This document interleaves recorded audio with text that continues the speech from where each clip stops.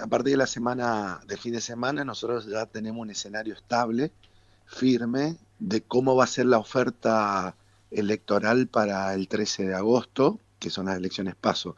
Hubo así mucho movimiento previo en cuanto, por ejemplo, en el frente oficialista, hasta último momento no se sabía quién iba a ser el candidato. De hecho, en principio fue Guado de Pedro, después bajaron a Guado de Pedro, después terminó siendo nominado el ministro de Economía, Sergio Massa. Entonces, eso hizo que no tengamos un escenario bien establecido previo a esa fecha de inscripción de candidaturas. Inclusive en el principal frente opositor, Juntos por el Cambio, en el sentido hasta el día miércoles, jueves, no sabíamos la cantidad de candidatos a la presidencia que iba a presentar el frente. O sea, ya que hasta ese momento no solamente Patricia Bullrich y Rodríguez Larreta eran candidatos, sino también Facundo Manes y Gerardo Morales aspiraban a acceder a la candidatura a presidente por el frente. Cuesta que el elector asimile esa oferta, la nueva oferta electoral. De todas formas, los tiempos se van a acelerar porque nosotros tenemos en menos de 50 días ya la elección y acordate que en unos días se va a disparar ya la campaña mediática y eso va a generar de que el elector ya tome un posicionamiento con respecto a su voto, que de alguna manera viene siendo un poco volátil y viene siendo un poco, de alguna manera, rechazando lo que venía siendo la oferta de todo el espectro político del país. Y eso se está dando también en varias provincias, Carlos. Si vos te fijás, en las elecciones del Chaco, hace 10 días, de cada dos chaqueños solamente uno fue a votar a las PASO. Y si te fijas en el último fin de semana, en la elección de Córdoba, de cada 10 cordobeses solamente 6 fueron a votar, o sea que 4 no fueron a votar. Vamos a ver si en el transcurso de la campaña nacional se puede revertir esta situación de apatía del elector, de gran parte del elector argentino, de que está decidiendo no ir a votar. El rechazo es no ir a votar, digamos, ¿no? En otra oportunidad, recordarás en el 2001, la gente iba a votar de manera apática, pero ponía, no sé, la foto de Clemente dentro del sobre, y en este caso la decisión que está tomando el elector es no acercarse a los centros de votación. Hay que ver cuál es el resultado del 13 de agosto, y en base a ese resultado se puede disparar esa intención de la persona que no fue a votar en ir a votar. De hecho, en otros procesos sucedió, en el proceso del 2019 había sucedido que en las elecciones PASO hubo una menor participación que en la elección general, digamos, ¿no? O sea, puede suceder, pero lo que nosotros estamos viendo es que en esos procesos provinciales hay una tendencia de que ese voto apático, ese voto disgustado, ese elector disgustado con la política, no está yendo a votar. No está eligiendo una opción dentro de la oferta, sino que la única opción es no ir a votar. En su momento, yo te digo, hace unos meses, el que canalizaba esa bronca terminaba siendo Javier Milei. Javier Milei estaba bastante alto en la consideración de la opinión pública porque canalizaba esa bronca. Esa consideración tiende a la baja, por ende, nosotros creemos que ese elector no está encontrando en la oferta presente, en la oferta electoral, algo que lo motive para elegir al próximo presidente del país. Nosotros, como pico máximo, lo teníamos Javier Milei en 24 puntos, ya hace unos meses, y después fue cayendo, perdiendo consideración en el electorado. Nosotros estamos en desarrollo de una encuesta nacional, pero calculo que lo vamos a ubicar menos del 20% en esta.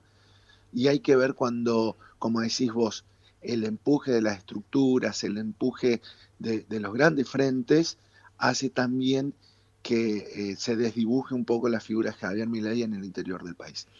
Nosotros creemos, bueno, sostenemos que Javier Milei es un candidato mediático, ¿no? Se sustenta a partir de los medios de comunicación.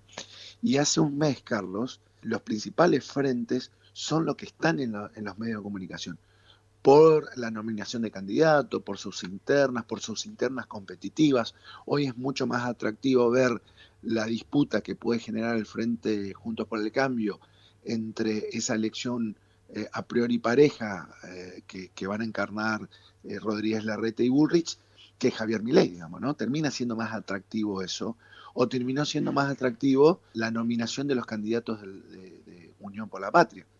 Y eso hace que, de alguna manera, Javier Milei quede relegado de los medios. Al no tener los medios de comunicación, empieza a caer su candidatura porque no tiene otro atributo.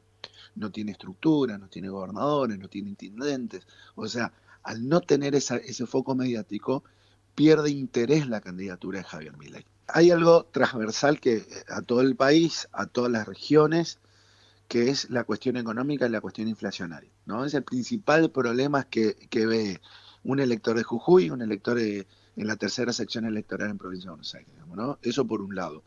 Después hay una discusión, sí, entre el resto de los lugares. En la primera sección, en la tercera sección electoral, o lo que es el conurbano bonaerense, obviamente es la inseguridad, es uno de los principales problemas.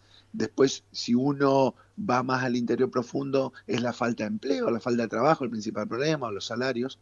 Pero queda claro que el principal problema que tienen los argentinos es la inflación. Y por eso la suerte electoral de Sergio Massa va a estar sujeto a su posibilidad de solucionar, por lo menos en parte, ese principal conflicto que ven los argentinos. Si Massa genera cierto nivel de confianza, hay una inflación que tiende a la baja y de alguna manera no hay ningún tipo de problema con respecto al mercado cambiario, vamos, se estabiliza todo, yo calculo que las chances electorales de Massa van a incrementarse. Ahora, ¿qué pasa, Carlos, si acá 2 días, 3 días hay una corrida cambiaria, otra vez hay un empuje del dólar?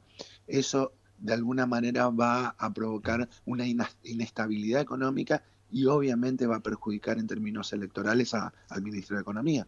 Pues está muy sujeto la candidatura de Massa, como bien dice, a su gestión en lo económico, más allá del resto del gobierno, digamos, porque parece que nos olvidamos que Massa forma parte del gobierno, es el candidato de todo el sector del gobierno, del presidente, de la vicepresidenta, o sea, más allá del resto de las cuestiones, el resto de la problemática que tiene el gobierno, el principal factor va a ser el económico, digamos, ¿no? Puede haber mucha fake news, mucha noticia o información falsa, que siempre, de hecho, hace un tiempo a la fecha existe, pero también yo creo que la vista, el ojo del elector ya está bastante entrenado también, ¿no? Puede circular la información, pero si no tiene sustento, esa información pasa rápidamente y hay una vuelta de página de la persona que lee esa información.